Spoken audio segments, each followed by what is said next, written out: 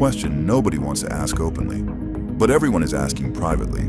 What do the Gulf states really want? Because the era of strategic ambiguity is coming to an end. For decades, Gulf leaders have sought to balance every side at once: American protection, Israeli technology, Iranian restraint, and domestic political sensitivities. That strategy may have been understandable in the past, but history rarely rewards permanent ambiguity. The reality is simple. The challenge facing the region is not the Iranian people, heirs to one of the world's greatest civilizations and among the first victims of the regime that governs them.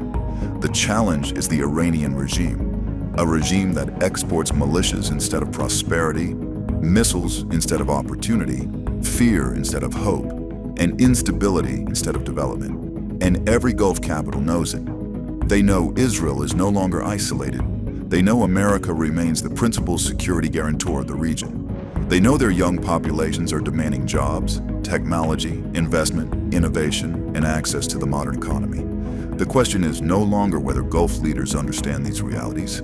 They do. The question is whether they are prepared to align public policy with private strategic assessment. Let us take Oman. For decades, the Sultanate has played the role of mediator. It has maintained channels with everyone and has often served as a bridge between Tehran and the West.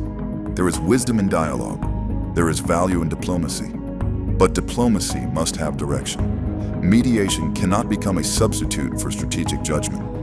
At some point, every mediator must recognize the difference between maintaining communication and enabling illusion. The Iranian regime is not simply another regional actor with whom one has disagreements.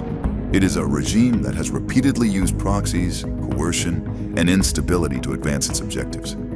The challenge for Oman is not whether to keep channels open. The challenge is whether those channels ultimately serve peace or merely prolonged ambiguity. Then there is Qatar. No serious observer can deny Qatar's achievements. It has built global influence far beyond its size. It hosts America's largest military installation in the region. But Qatar also illustrates one of the central contradictions of Gulf foreign policy.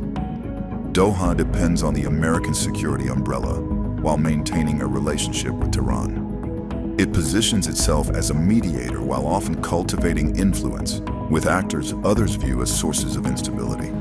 The question now is whether tactical usefulness can evolve into strategic responsibility.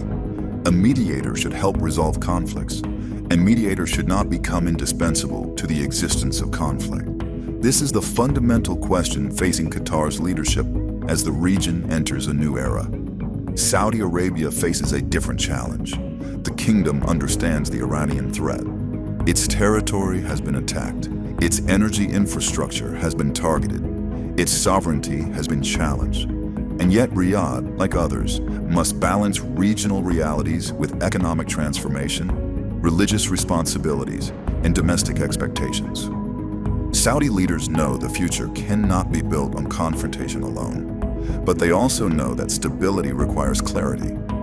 Bahrain chose clarity.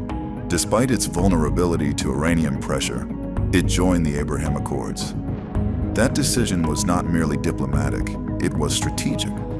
Bahrain understood that sovereignty sometimes requires public choices. Its importance is not its size. Its importance is its example. The United Arab Emirates went even further. The UAE understood that normalization with Israel was not a public relations exercise.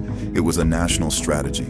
Technology, artificial intelligence, innovation, investment, entrepreneurship, defense modernization, global connectivity. The UAE recognized that Israel was not only a security partner, but also a partner in building the future. And equally important, the UAE demonstrated that realism does not require weakness.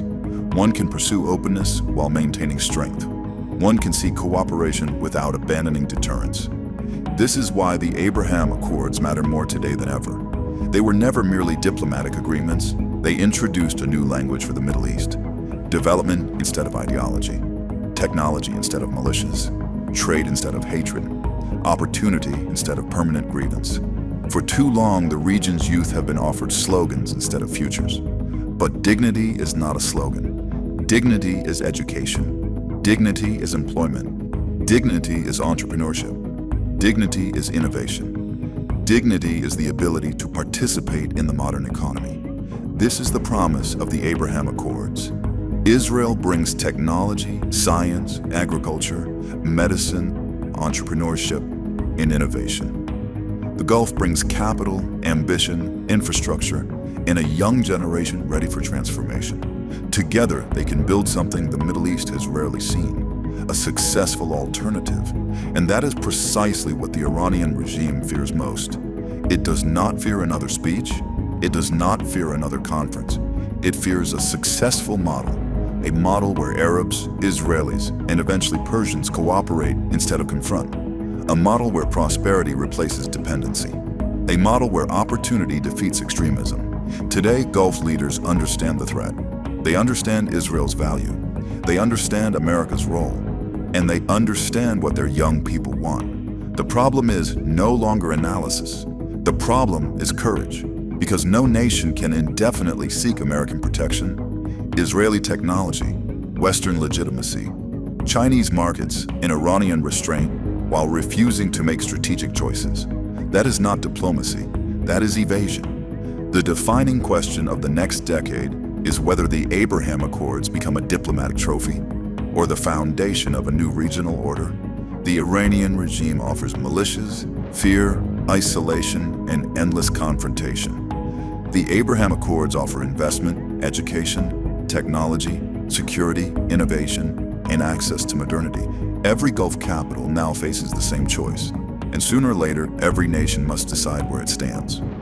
With fear or with opportunity, with ambiguity or with clarity, with confrontation or with transformation. That choice will define the future of the Middle East.